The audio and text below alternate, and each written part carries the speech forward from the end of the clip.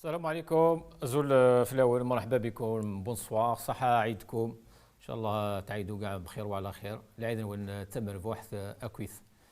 Dans l'émission d'aujourd'hui, nous allons revenir sur la fameuse initiative de Tebboune ou du régime, puisque c'est Chingriha himself qui était chargé ou qui est encore peut-être toujours chargé de sa promotion et d'appeler les Algériens à rejoindre leur président autour de sa main tendue, autrement dit l'M al-Shaml. Mais connaît-il réellement aujourd'hui, après les fêtes du 5 juillet, après l'Aïd? D'abord, seuls 7 prisonniers d'opinion ont pu bénéficier de cette largesse décidée par le régime à l'occasion de la fête de l'indépendance, a rapporté à la veille de l'Aïd le Comité national pour la libération des détenus, le CNLD. Il s'agit de Abdelkader Belarbi, Tlemcen, Fatah Qassada Tizi Ouzou, Massir Zighi, Hias Mecha Bouira, Lias Silija Alger, Omar Boudjma Msila et Khaldi Belhaïd Abdelrazaq de Guelma. Depuis l'annonce de cette grâce présidentielle, le 4 juillet au soir, des avocats, les défenseurs des droits de l'homme sont en attente de la moindre information, des familles surtout, à ce sujet, mais en vain. Des proches de détenus se sont même déplacés aux abords des prisons où sont incarcérés leurs fils, leurs enfants, leurs frères, leurs cousins, leurs pères. Une situation incompréhensible pour plus d'un, d'autant plus que des formations politiques ayant été reçues récemment à la présidence par Tebboune dans le cadre de cette initiative de rassemblement, à l'image du Front des Forces Socialistes, le FFS, Djil Jadid, Rahabi, Mokri, avait réclamé la libération des détenus d'opinion, écrit le Watan. Pourquoi le régime hésite encore à libérer ces jeunes détenus? Pourquoi Tebboune n'ose toujours pas dire un mot sur cette fameuse initiative? Pourquoi laisser des centaines de familles algériennes errer devant des prisons depuis des jours et des nuits? Pourquoi ce flou dans la communication? Pourquoi cette opacité dans l'information, mais surtout et aussi dans l'exécution? Où est passé le FFS? Où est passé le MSP de Mokri, Rahabi, Sofiane Djilali? Mais surtout, où sont passées leurs promesses?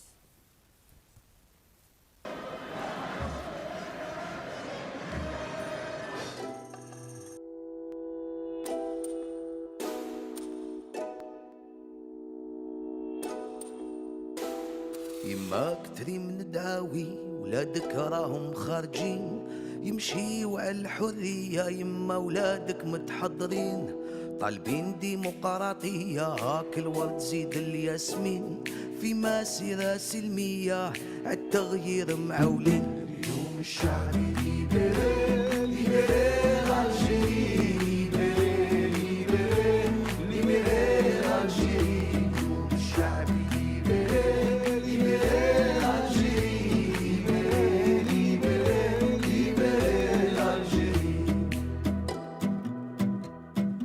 الشعب يلعب 10 والسيستم ما فهموش، كوتسيزو يجيبها بارا ويماركي ما تحقروش. 10 سنين تدمر 10 والو مازال ما شبعتوش، وبربي هاد المرة والو ناضي ما تفوتوش. الشعب ليبري ليبري الجيري ليبري ليبري ليبري الجيري. الشعب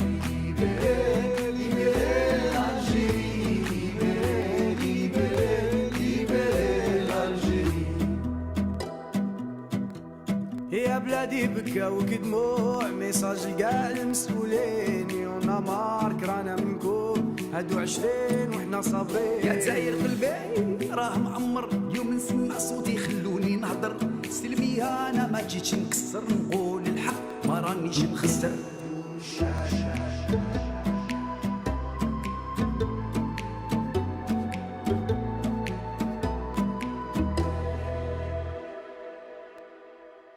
حرية فردية، حرية جماعية، كلنا مواطنين في اختلافنا محترمين. لبستو برنوس العار، بهدلتونا مع الناس، حنايا نموتو في البحر وانتو تداويو في بلاد الناس.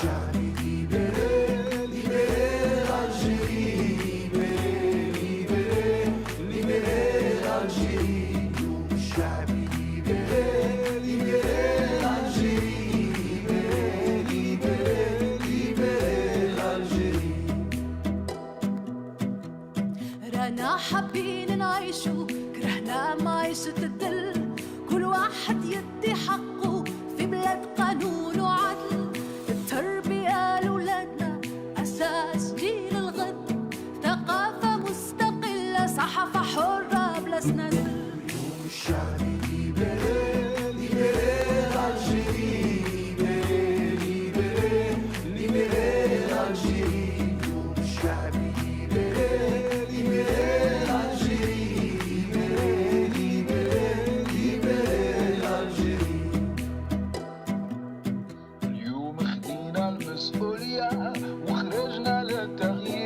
شبيبة جزائرية وقعنا وين الخير جامل نفشو واللي صار يصير اليد في اليد والله نوصلو يتحقق حلمنا الكبير.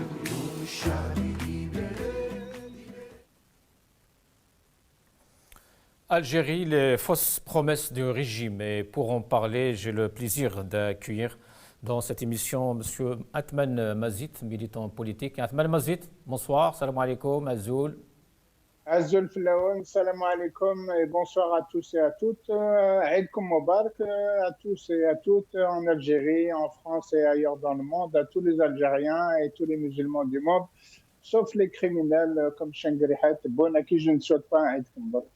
Voilà. Merci Athmane Mazid. Bon, ça c'est les propos de Athmane Mazid. Hein. Il en est responsable. Ilyes Djebaili sera avec nous aussi, ingénieur militant politique, et Issa Rahmoun, avocat et défenseur des droits de l'homme. Athmane Mazid, donc le 5 juillet passé, l'Aïd est pareil, passé. Toujours pas de libération, toujours pas de bonnes nouvelles quant aux détenus d'opinion. Une réaction? C'est malheureux de passer quand même deux fêtes importantes pour tous les Algériens. L'anniversaire, la commémoration du 60e anniversaire, donc ça fait quand même 3 générations que l'Algérie a acquis son indépendance. Ça va faire 60 ans et malheureusement, 60 ans, comme on dit, l'année dernière était meilleure que cette année. Donc d'année en année, l'Algérie régresse sur tous les plans, que ce soit sur le plan économique, social, culturel, à tous les niveaux. Dans l'éducation, d'année en année, l'Algérie régresse. Et d'année en année, c'est toujours les mêmes promesses. On a eu, voilà, cette année, un concours de circonstances, 2 calendriers qui se sont chevauchés. Le calendrier des 60 années de l'indépendance et le Eid al-Adha, qui est un jour de joie, malgré toutes les difficultés que les Algériens rencontrent au quotidien. C'est normalement un jour de joie que nous a prescrit que parmi les rares jours que nous pouvons nous accorder, dans lesquels les familles se réunissent, profitent de quelques moments ensemble. Et malheureusement, cette année encore, le pouvoir a usé de son pouvoir de malfaisance et en privant des milliers d'Algériens de la joie de se retrouver en famille. D'ailleurs, Athmane Mazid, si on reste un peu justement, peut-être dans la forme de ces festivités justement, surtout on a vu les Algériens sur les réseaux sociaux qui critiquent l'absence de Tebboune, par exemple, le jour de l'Aïd, durant la prière, comme a été le cas depuis 1962. Hein. C'est une habitude peut-être protocolaire du régime algérien, de tous les présidents justement aller dans la mosquée, célébrer l'Aïd, etc. Mais on n'a pas vu, Tebboune on n'a pas vu, contrairement justement à la fête de l'indépendance, où on a vu justement cette fête lancée par des versets coraniques, par Allahu Akbar, etc. Comment expliquer justement les deux positions un peu, du moins à une partie du peuple, une position un peu farfelue? Écoutez, moi je n'ai pas tellement de commentaires à faire sur la présence ou pas de celui que l'on appelle le président de la République. Qu'il soit présent ou pas, c'est pas ça le plus important. Le plus important pour nous, les Algériens, c'est pas de le voir à la télé, c'est de voir concrètement des réalisations, des promesses tenues, l'arbitraire, l'arrêt de l'arbitraire, la libération de tous les détenus et prisonniers politiques, depuis des années. On a des gens, des inconnus qui sont dans des prisons sans aucun jugement. Oui.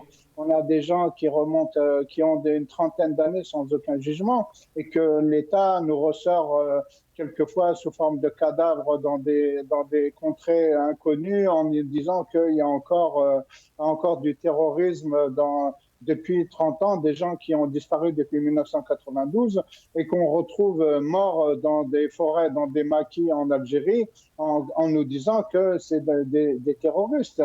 Et il faudrait qu'on croie que ces gens-là sont dans les maquis depuis plus de 30 ans sans avoir donné aucun signe de vie, jusqu'à ce qu'on les retrouve décédés, abattus par des Oui. soi-disant forces des opérations spéciales dans les maquis. Restez avec nous, Voilà le Atman. genre d'opération. Restez avec nous, Lias Djibaili. Lias Djibaili, bonsoir. Aslama Saha Aïdik. Pour l'invitation. العيد نوان دم الفوح pour tout le peuple algérien et Saha Aïdkom et encore merci pour votre invitation. Merci, merci à vous. Aïssa Rahman aussi, on dit Aïssa Rahman, il est avec nous aussi. Aïssa Rahman, bonsoir. Azoul Saha Aïdik. Salam alaikum, bonsoir, cher Houssine, chers téléspectateurs, les invités, Lias et tout le monde. Saha Aïdkom, c'est peut-être pas convaincant. Il faut garder une lueur d'espoir et d'optimisme pour dire ce mot assez vulgaire pour les Algériens qui, dans la vie quotidienne, le social, la vie sociale, la vie économique, mais aussi la situation des libertés individuelles et collectives est devenue amèrement vécue par nos Oui, on va en compatriotes. revenir, Monsieur Aïssa Rahman. On va en revenir justement à cette... صحيت يعطيك الصحة. À cette question justement, Lias Djibaili, Aïssa Rahmoun vient de prononcer un terme justement qui est peut-être mieux placé aujourd'hui. Amèrement, les Algériens fêtent et l'indépendance et Eid al-Adha amèrement parce que justement, il y a eu ce genre de promesses du régime de la part de Tebboune, de la part des affidés au régime, beaucoup de partis politiques, de personnalités qui nous parlaient depuis des semaines et des semaines, comme quoi à l'occasion de l'indépendance et de l'Eid, on aura cette libération tant attendue, mais walou. Absolument, Monsieur Gasmi, en fait. Ouais, loin, c'est que le régime, il a annoncé la libération des détenus d'opinion la veille d'Al-Eid, la veille de l'Aïd, et à l'occasion de l'indépendance de l'Algérie, du pays. Donc, à quoi bon d'annoncer la veille de l'Aïd la libération des détenus alors qu'ils sont toujours maintenus? Sur 300 détenus, il y en a 6 qui ont été peut-être libérés. 6. Ce qu'on remarque. 7, oui. 7, pardon, 6 ou 7, absolument. 7. Oui. Qu'est-ce qu'on remarque? La répression, elle continue. Et la propagande, elle continue. C'est une grâce sans grâce. C'est une parodie de grâce. Ce que fait le régime, la main tendue, c'est une fausse manœuvre. C'est de la poudre aux yeux. On est face à un régime. Je pèse mes mots, franchement, je le dis sans populisme. C'est un régime quasiment cynique, sadique, quasiment sadique. Il annonce la libération la veille de l'Eid et en même temps, on n'a rien vu venir. Cet après-midi, il y a Azzeddine Ammar Khouja qui vient d'être arrêté par la police en civil et transféré à Béjaïa. Hadi El-Assouli qui entame son 13e mois incarcéré. Il entame sa grève de faim. C'est la 3e fois qu'il entame sa grève de la faim. Qu'est-ce qu'on voit? On voit rien. Au fait, c'est que le régime, il appuie sur 3 paramètres. Le premier paramètre, c'est toute personne qui va à l'encontre de sa politique, il est considéré terroriste. Le terrorisme, le traumatisme et faire peur au peuple. Tout simplement. Même les organisations qui ont été classées par décret ministériel, par décision politique, en l'occurrence le MAC et le Rachad, et Al-Rachad, il y a des centaines de personnes qui croupissent dans les prisons parce qu'on les a considérés des terroristes en activant l'article 87 bis. l'article Oui. 87. Mais Lies Djibaili, que faire alors de ces personnes justement qui étaient dans le Hirak, hein, qui se réclament même d'opposition jusqu'à aujourd'hui, j'allais dire, mais qui soutiennent justement la position du régime aujourd'hui et qui ont même peut-être fait un peu la promotion de ce lemme al-Shaml. Je sais très Sofiane Djilali, le FFS. Rahabi, par exemple, même certains, on a vu même certains qui ont dit de Rahabi qu'il était un peu l'envoyé spécial du Hirak, la voix du Hirak à la présidence. Non, Monsieur Guesmi, c'est un défilé à la Montjoie, c'est un défilé quasiment qui sont pro-pouvoir. Ils représentent nullement le Hirak parce que les revendications du Hirak, elles sont simples. C'est le changement de système de gouvernance pour construire un État de droit et démocratique. On a vu le président du FFS, il n'a dit aucun mot. On a vu Rahabi, on n'a pas vu aussi Sofiane Djilali et toute la clique qui soi-disant qui a été reçue par Tebboune pour l'Mchem, la main tendue. Mais tout ça, c'est une fausse manœuvre. C'est pour préparer son deuxième mandat, tout simplement. Ça, tout ce que fait Tebboune n'est pas en faveur du Hirak. Il faut sortir de cette vision.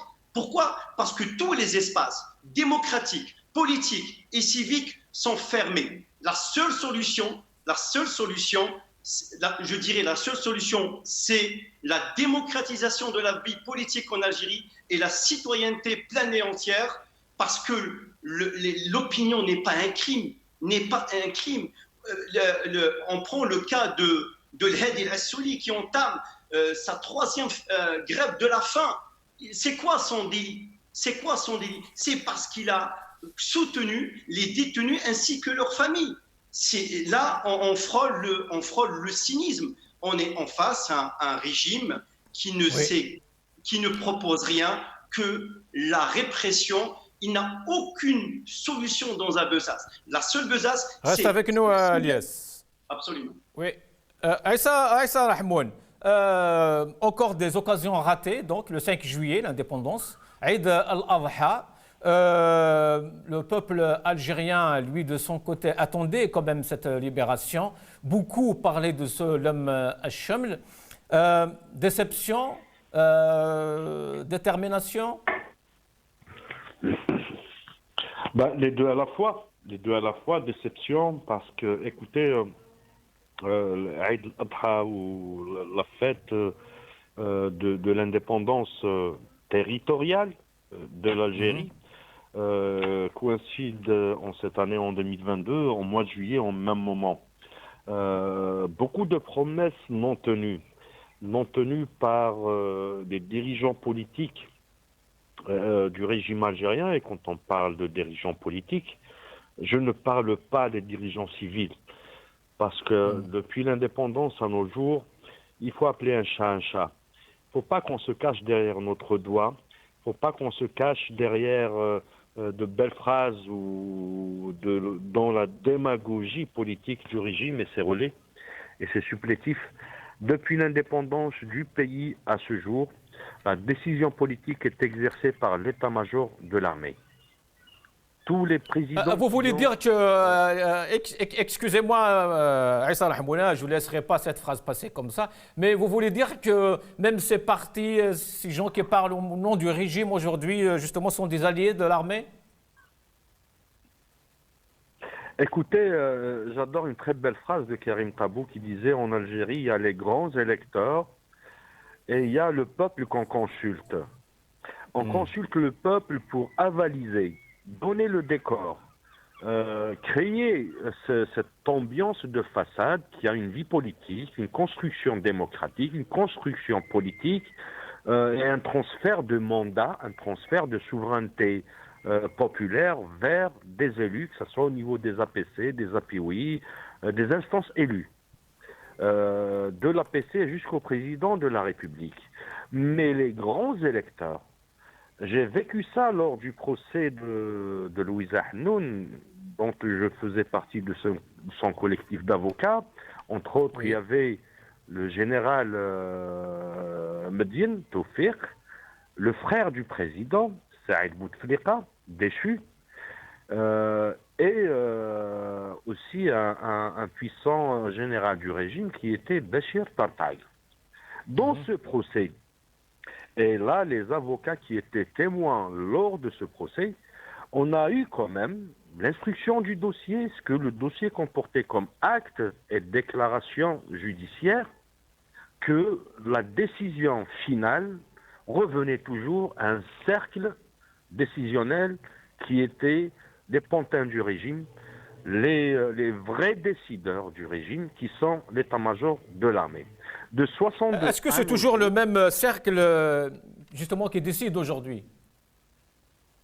Ce n'est pas une question de cercle, ce n'est pas une question de groupe, ce n'est pas une question de secte, ce n'est pas une question de groupe d'influence au sens économique et politique à la fois, mais la décision revient toujours à des cercles occultes, que ce soit des... Je disais ça à Aïssa Rahmoun. Je posais cette question parce que, justement, parlant de l'homme Cheml et de ces cercles justement décisionnels au sein du pouvoir algérien, Chingriha, lui, a fait justement la promotion de l'homme Cheml.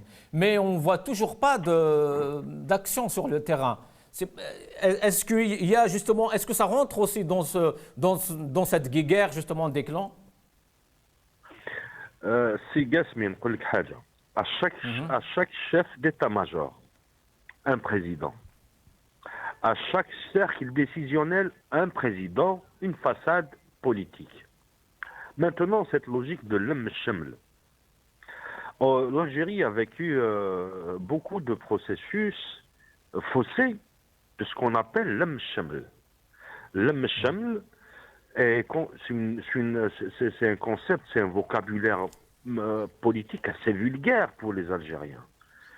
Oui. Parce que si on évoque l'homme Cheml, ça me renvoie à l'homme Cheml de Nelson Mandela. Ça me renvoie à l'homme Cheml de Ousmane Toutou. Oui. Ça me renvoie à l'homme Cheml d'Olof Palme. Ça me renvoie à l'homme Cheml des standards internationaux qui ont réussi à réconcilier l'État avec les populations, avec les peuples, les sociétés. Oui. Au standard, actuellement, on parle de société, on ne parle plus de peuple.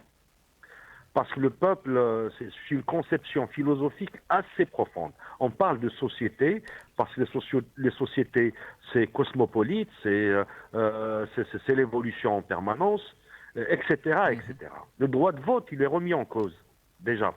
Alors, si on parle de l'homme Cheml, ces différents processus, on l'a vécu, par exemple, à l'occasion de la loi sur Louis Amel Madani, la réconciiliation nationale, Qanoun al-Rahma.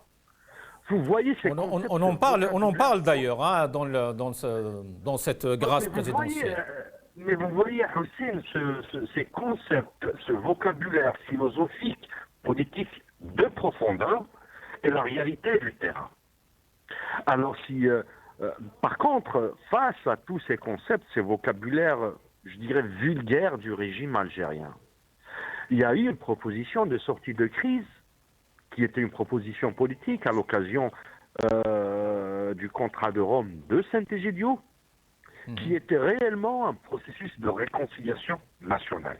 Vous voyez comment le régime absorbe le vocabulaire, les pactes proposés par des groupes, des coalitions de groupes politiques. Dans le FFS, c'était un acteur, j'allais dire, principal, hein, contrairement à ce qui se passe aujourd'hui.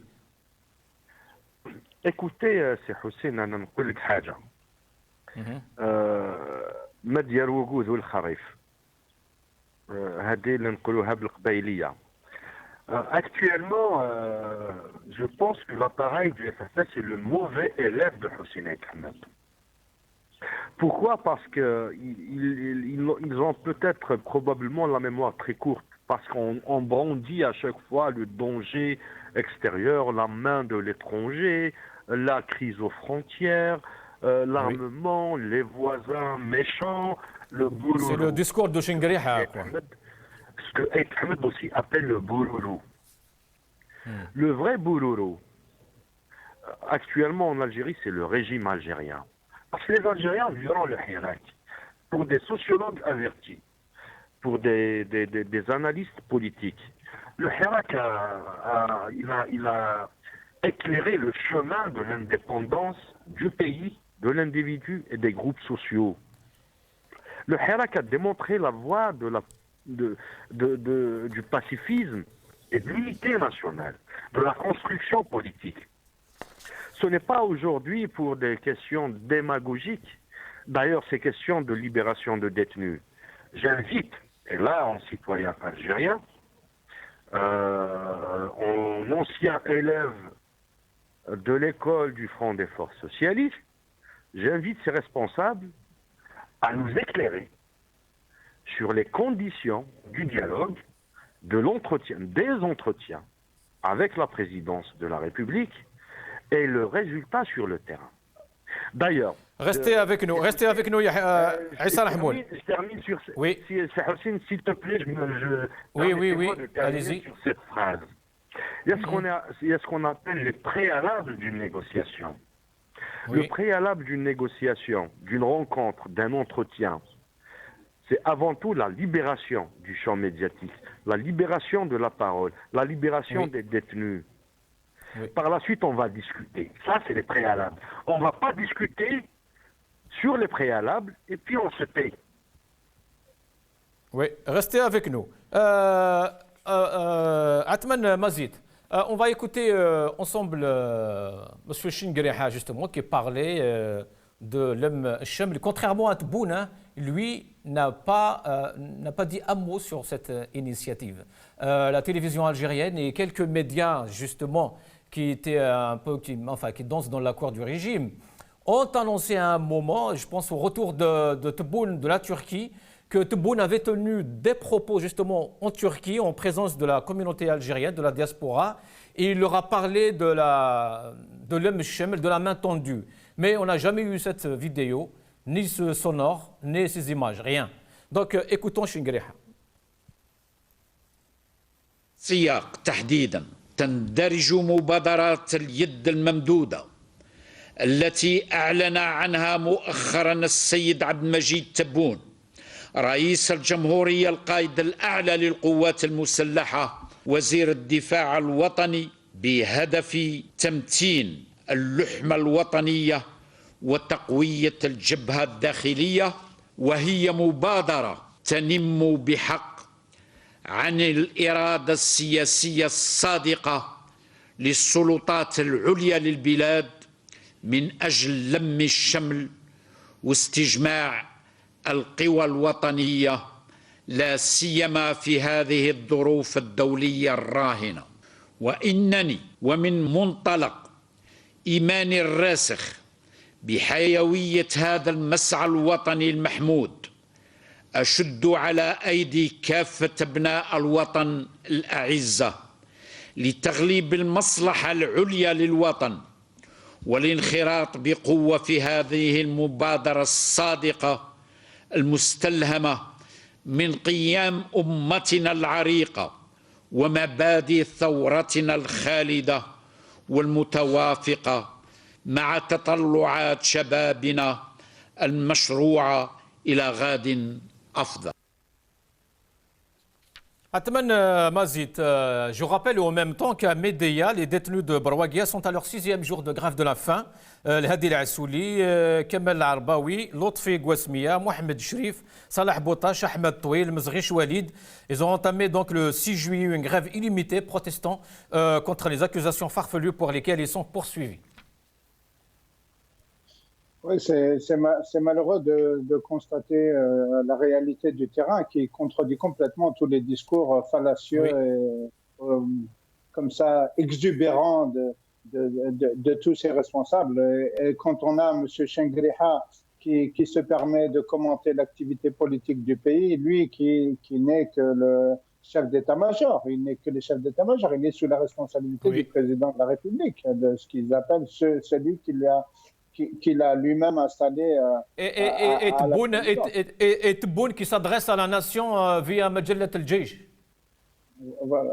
Donc c'est le désordre complet, c'est c'est l'anarchie au plus haut sommet de l'État. Et c'est pour ça que le peuple a le devoir de sauver la patrie. Voilà, nous avons le devoir de sauver la patrie. Nous ne pouvons pas laisser ces usurpateurs, ceux qui se sont accaparés toutes les valeurs. Ils se sont accaparés d'islam, ils se sont accaparés de la nation, ils se sont accaparés de la révolution. De l'histoire. 1900, tout ce qui fait l'identité de l'Algérien, ces valeurs les plus profondes, elles sont accaparées, elles sont monopolisées par une caste, par une espèce des groupuscules comme ça, des groupuscules qui se font la guerre au plus haut sommet de l'État, et en accaparant comme ça le patriotisme, la nation, le nationalisme, l'islam, la foi, la croyance, la révolution, les shuhada, ils nous sortent tout le temps le shuhada. Alors, les shuhada, c'est les Algériens, c'est pas vous les shuhada. Vous avez trahi les shuhada. Vous avez trahi, vous êtes des faux moudjahids. Vous êtes antinationaux. Vous êtes contre la patrie, vous êtes contre la nation, vous êtes contre l'Algérie, vous êtes contre la culture, vous êtes contre l'islam, vous êtes contre tout ce qui fait l'Algérien. Comment pouvons-nous... Mais nous ne pouvons pas dire, maintenant c'est à nous de prouver que nous sommes des Algériens, que nous aimons notre patrie, et tout ce que nous pouvons dire, nous ne pouvons qu'être accusés d'être des gens qui seraient à la solde des traîtres, etc. Et le fait de ne pas adhérer à cette opération médiatico... propagandiste de l'Emeshemel qui n'a rien, qui n'a aucun fondement. Parce que si on veut vraiment fonder quelque chose, un front, que ce qu'ils appellent Jabha Dakhiliya, un front intérieur, oui, par rapport à toutes les menaces qui couvrent, qui s'installent en Algérie, la première menace, ce sont eux. Ce sont eux. Donc nous avons, nous, en tant qu'Algériens, une obligation de ne pas céder le terrain, leur céder la propagande, ne pas répondre à leur propagande par une tentative de propagande, une contre-propagande. La contre-propagande que nous pouvons opposer à cette propagande avec des médias, etc., c'est d'occuper le terrain. Ce sont des actions Athmane Mazit, vous pensez que tout ce qui se passe là en ce moment, tout ce qui se trame justement de part et d'autre, rentre dans le cadre de la contre-révolution ?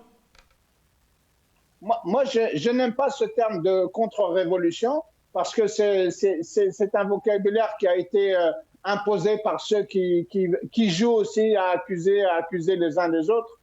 Et moi, je n'aime pas ce terme de contre-révolution. Toute révolution a une contre-révolution. Donc moi, je ne m'amuse pas à étiqueter les gens de contre-révolutionnaires ou de révolutionnaires ou donner des passeports de révolutionnaires aux uns et aux autres. À des professionnels de la communication sur les lives de Facebook et de YouTube. Moi, je ne suis pas de cet acabit-là. Moi, je dis que l'action révolutionnaire, elle se fait sur le terrain par des actions concrètes avec le peuple, en concertation, et pas sur des monopoles, sur des monologues dans un salon à fumer des cigarettes et à prendre du thé. Je suis désolé, moi, les actions concrètes, c'est ce qu'on a fait, par exemple, l'action qui a été menée à Paris le 3 juillet, la marche du 3 juillet à Paris, des actions qui sont tous les dimanches, place de la République, des rassemblements populaires tous les dimanches depuis le 19 février, depuis le 22 février 2019, il y a des rassemblements place de la République. Et c'est ça qui construit l'action populaire. C'est ça qui alimente le travail du terrain. Restez avec nous, Athmane Mazit. Il ne nous reste plus beaucoup de temps. Lies Djubaili. Lies Djubaili, justement, Athmane Mazit a soulevé un point très important parce que justement le régime parle de ça en ce moment. Enfin, depuis le lancement de cette opération de l'Em al-Shaml, du moins cette rumeur, on parle justement du front interne ou intérieur. Comment est-ce possible justement de songer du moins à ça dans l'atmosphère actuelle répressive que vit l'Algérie? En fait, moi j'ai déjà évoqué le sujet depuis pas mal de temps, mais le régime, quand je dis le régime, c'est l'état-major militaire, parce que ça on ne va pas refaire le cours de l'histoire, que l'Algérie elle est gérée c'est un régime militaire avec une façade civile. Ça, c'est une donnée, tout le monde la connaît depuis Oui. 69 jusqu'à maintenant. Maintenant, comment on arrive à inverser le rapport de force? C'est ça le plus important. Comment inverser le rapport de force? Parce que le régime, il utilise des petites contre-révolutions. À chaque fois, c'est un créateur de faux sujets. C'est un créateur de faux sujets. Il crée un sujet et à chaque fois, nous, c'est comme en physique. Hein. C'est quand vous avez une force et une contre-force, c'est-à-dire à toute action, il y a une réaction. Nous, on réagit aux actions du régime. Le régime, il veut quoi exactement? Tout simplement, il veut mettre fin au Hirak. Il veut rester au pouvoir. Absolument. Pour mettre fin au Hirak, il joue sur les traumatismes, sur les divisions et sur les peurs. 3. Les divisions, 1. Les 2, c'est la peur. Et la peur, elle crée le traumatisme. Sur 3, il joue. C'est ça, c'est ce qu'on appelle, c'est des variables. Est-ce qu'il a réussi aujourd'hui, 3 ans après? Enfin, au fait, vous savez, on n'est pas dans une révolution, on est dans un process révolutionnaire. Ça prend du temps, c'est trop long terme. Lui est en train d'utiliser tous ces outils pour se maintenir au pouvoir. Mais au fait, c'est un instinct de survie. Maintenant, quand on me dit, attention, il y a 2, 3, 4 clans, mais on s'en fiche qu'il y a 2, 3, 4 clans. Que vous ayez un clan A, un clan B, un clan C, un clan D, tous ces clans, c'est des clans militaires. In fine, il reste toujours un clan militaire. Donc, ils sont toujours, c'est-à-dire, il y a toujours une ligne rouge à ne pas transgresser entre eux. Peut-être ils se font la petite guerre entre eux, mais c'est eux, parce que c'est la raison qui l'emporte sur leurs décisions en disant qu'on ne doit pas céder. Nous devrions trouver, c'est-à-dire un compromis entre nous pour maintenir le pouvoir. Maintenant, c'est vrai, je suis d'accord avec M. Mazid quand il dit les actions sur le terrain. Et elles sont insuffisantes, les actions sur le terrain. Elles sont insuffisantes. Et ceux qui pensent qu'il faut faire activer la variable l'entrisme. L'entrisme, c'est une variable. C'est-à-dire, on essaie de faire dégager le régime en infiltrant, c'est-à-dire l'entrisme, notre militaire, on essaie de le pousser jusqu'à la sortie. Mais ça existait dans certaines révolutions, pas la nôtre, parce que la nôtre, il y a la variable, c'est une constante, c'est la police politique. Une fois, la police politique, elle est partout. Donc la marge de manœuvre, elle est très minime. Moi, je dirais, maintenant, c'est quoi? Qu'est-ce qu'il nous reste? C'est trouver... c'est de penser au futur. Au départ, on voulait dire la revendication de Hirak, maintenant, regardez comment le régime, il fait du chantage. Au fait, il essaie de nous détourner sur la construction d'un état de droit et toute l'attention, elle est portée sur les détenus d'opinion. C'est normal. Merci. Non, mais c'est très important parce que c'est normal, la question des détenus d'opinion est une question centrale au même titre que la construction d'un état de droit. Mais regardez comment il essaie de faire bouger le curseur pour c'est-à-dire pousser l'attention du peuple que vers les détenus d'opinion et la construction d'un état de droit pour l'Algérie de demain, voilà, elle n'est pas encore... Merci Lies, restez avec nous jusqu'à la fin. Issa Rahmoun, maître Issa Rahmoun, comment arriver à réaliser ce que suggérait Lies Djebaili, c'est que réfléchir, travailler, militer pour la libération des détenus, mais en même temps proposer d'autres choses. Il faut que ce processus révolutionnaire ne s'arrête pas. C'est ce que disait Elias Djebaili. Les mécanismes, les propositions concrètes. Là, c'est un sujet très important parce que je pense que la société civile et la classe politique algérienne en ce moment, on n'a pas les outils et les mécanismes nécessaires pour une génération post-guerre civile et post-dilapidation. Il faut savoir que en Algérie, durant les années 90 et les années 2000, le règne du terrorisme ambiant, du terrorisme d'État aussi, a fait naître des frustrations, un blocage dans le fonctionnement normal d'une société civile qui se respecte. 15 ans de guerre civile, 20 ans de dilapidation, et la dilapidation qui était généralisée, où la corruption était démocratisée. Donc face à ces deux traumatismes sociétal et politique à la fois, c'est très difficile d'arranger, d'assumer une transition de la déraison à la raison. Et quand je parle de déraison et raison, c'est celle de l'État. Parce qu'un État, c'est toutes ces compositions sociétales, politiques, économiques, sociales, culturelles à la fois. Un État, c'est quelque chose de très lourd que les dirigeants actuels, que le régime algérien ne comprend pas. Que le régime algérien comprenne en termes de هذا داري وانت راك راي عندي. Tu es chez moi, tu es locataire. Et quand on est responsable devant ses loyers, tu finis par accepter la loi du milieu en termes mafieux. Donc la transition, c'est une transition avant tout sociétale, mais aussi une transition politique. Pour arriver de légitimité, de légitimité démocratique, politique. Mais c'est tout ça en fin de compte, parce que le peuple algérien n'a jamais connu, depuis son indépendance, un transfert de légitimité, au sens pacte du terme, au sens construction politique. Parce qu'aujourd'hui, il est vrai que Ben Bella, Boudiaf, Houssine Ahmed, ils ont essayé de construire politiquement le socle d'un État algérien. Pourquoi je cite ces trois personnes? Parce qu'ils c'est des historiques. Ils ont vécu une transition entre l'Algérie colonisée et l'Algérie libérée territorialement. Ils ont vécu la négation de la souveraineté populaire dont ils étaient victimes. Ils ont vécu des coups d'État, que ce soit au niveau généralisé global de l'État, mais aussi au niveau de leurs appareils politiques.